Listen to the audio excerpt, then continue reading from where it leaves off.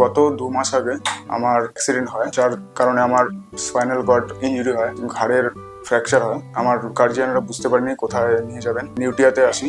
নিউটিয়াতে আসার পরে ডক্টর গর্গবাসের সাথে কনসাল্ট করে অপারেশন করা হয়। তো আমার প্রথমে পা একদমই নড়াতে পারছিলাম না। তো আস্তে আস্তে অপারেশনের পর এখন আমি অনেকটাই বেটার ফিল করছি। 2 মাসের মধ্যে আমি অনেকটাই ঠিক হয়ে গেছি।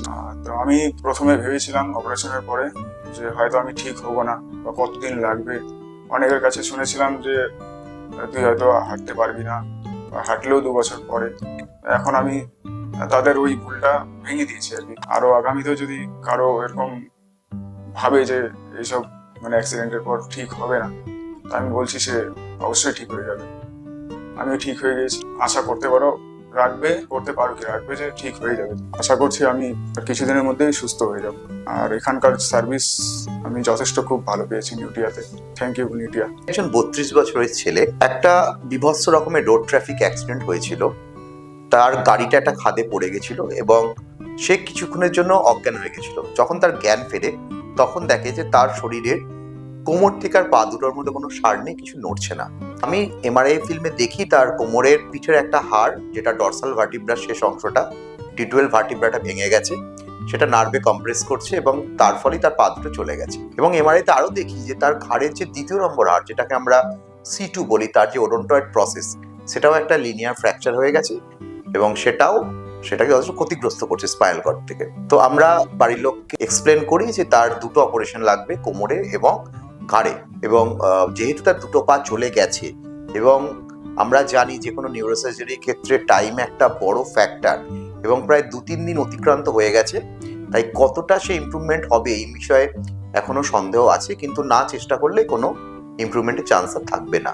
এবং অপারেশন করার পরে যখন তা দেখা যায় ধীরে ধীরে আস্তে আস্তে পায়েতে সার ফিরছে, আঙুলটা একটু একটু করে নড়ছে, এই অবস্থায় তাকে আমরা রিহ্যাব ক্লিনিকে স্থানান্তরিত করি।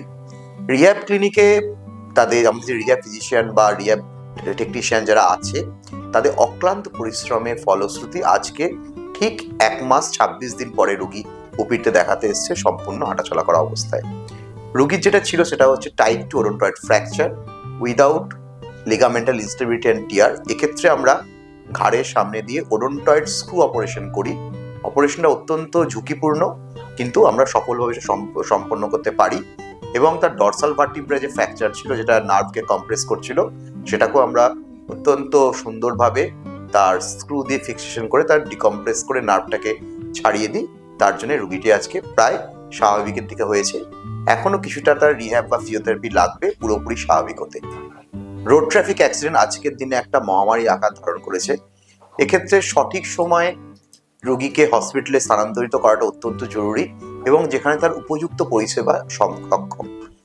তো এক্ষেত্রে মস্তিষ্ক বা স্পাইনাল কর্ডের ইনজুরি আমরা অত্যন্ত সফলতার সঙ্গে এখানে ম্যানেজ করতে পারছি এবং তার সঙ্গে তার প্রপার নিউরো আইসিইউ বা রিহ্যাব ফিজিশিয়ানদের সহযোগিতায় এই ধরনের অনেক কেস আমরা প্রতিদিনই সফলভাবে অপারেশন করে সুস্থতার পথে তাকে নিয়ে আসতে সক্ষম হচ্ছি।